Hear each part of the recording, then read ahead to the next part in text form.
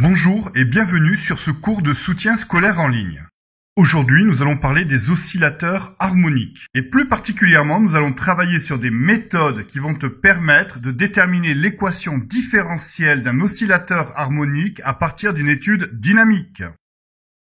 Dans cette vidéo, les thèmes abordés seront l'établissement et la résolution de l'équation différentielle de l'oscillateur harmonique en tenant compte des conditions initiales. Maintenant que le système que nous allons étudier a bien été défini, nous pouvons revenir à la première question. Appliquons le principe fondamental de la dynamique au point matériel M.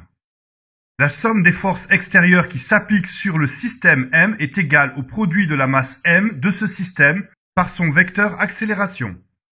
Donc, d'après le bilan des forces réalisé précédemment, nous pouvons écrire que le poids plus le vecteur réaction R plus le vecteur F1 plus le vecteur F2 est égal à M fois le vecteur A.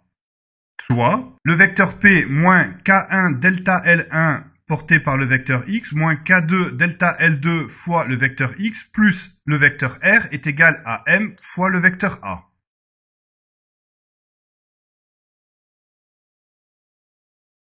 Le poids du système peut être décomposé en deux composantes.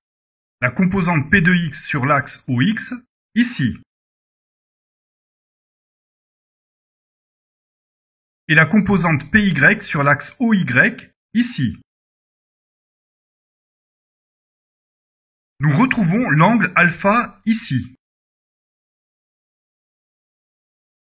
En déplaçant le vecteur P de X, on fait apparaître un triangle rectangle. PM est l'hypoténuse de ce triangle, le côté opposé à alpha est P de X et le côté adjacent à alpha est P de Y. Soit cosinus de alpha, c'est égal à P de Y que divise P de M, ce qui équivaut à P de Y égale P de M fois cos de alpha. Et sinus de alpha égale P de X que divise P de M, ce qui équivaut à P de X égale P de M fois sinus de alpha. Question numéro 2. Déterminer l'équation différentielle par une étude dynamique. À la question précédente, nous avions obtenu sinus alpha fois P fois le vecteur X, moins cos de alpha fois P fois le vecteur Y, moins K1 fois X fois le vecteur X, moins K2 fois X fois le vecteur X, plus R fois Y, qui est égal à M fois le vecteur A.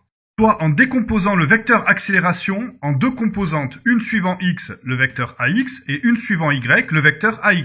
On obtient sinus alpha fois P fois le vecteur X, moins cos alpha fois P fois le vecteur Y, moins K1 fois X fois le vecteur X, moins K2 fois X fois le vecteur X, plus R fois Y, c'est égal à M fois, entre parenthèses, AX plus AY. En projetant l'équation précédente sur l'axe OY, ce qui revient à faire un produit scalaire de l'équation vectorielle avec le vecteur Y, nous obtenons moins cosinus alpha fois P plus R égale M fois AY. Comme R et cosinus alpha fois P sont égaux, puisque physiquement cela signifie que si R était plus grand que le poids, l'objet aurait tendance à décoller du sol, et inversement, si le poids, la composante cos alpha P était plus importante que R, l'objet aurait tendance à s'enfoncer dans le sol, ce qui n'est pas du tout le cas. Donc on peut considérer que moins cos alpha fois P plus R est égal à 0. Par conséquent, M fois AY est égal à 0, donc AY est égal à 0. En projetant l'équation précédente sur l'axe OX, ce qui revient à faire un produit scalaire de l'équation vectorielle avec le vecteur X, nous obtenons sinus alpha fois P moins K1 fois X moins K2 fois X égale M fois AX.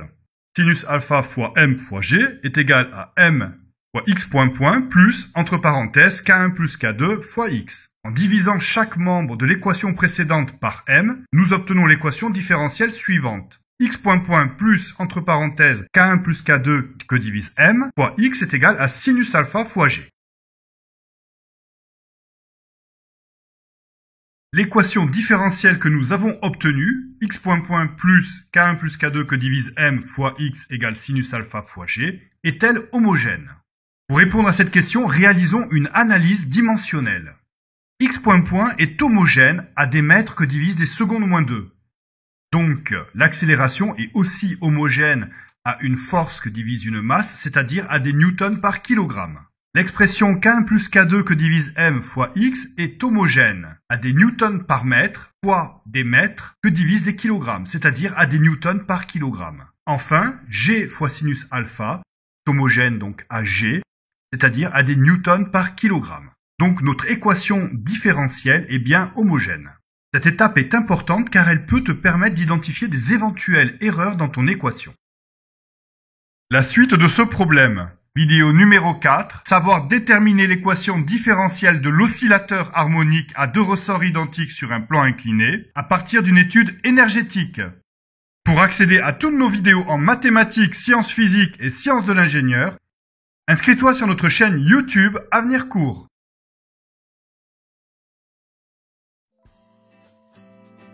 Les professeurs d'avenircours.com espèrent que ce cours t'a aidé. N'hésite pas à laisser un commentaire sur notre chaîne YouTube. Nous te souhaitons une bonne préparation pour ta prochaine évaluation. Si tu as d'autres exercices que tu ne comprends pas, tu peux faire une demande d'adhésion à notre groupe Facebook sur www.facebook.com/groupe avec un S/soutien scolaire gratuit et demander de l'aide à l'un de nos professeurs. C'est un service qui est gratuit. À très bientôt sur avenircours.com.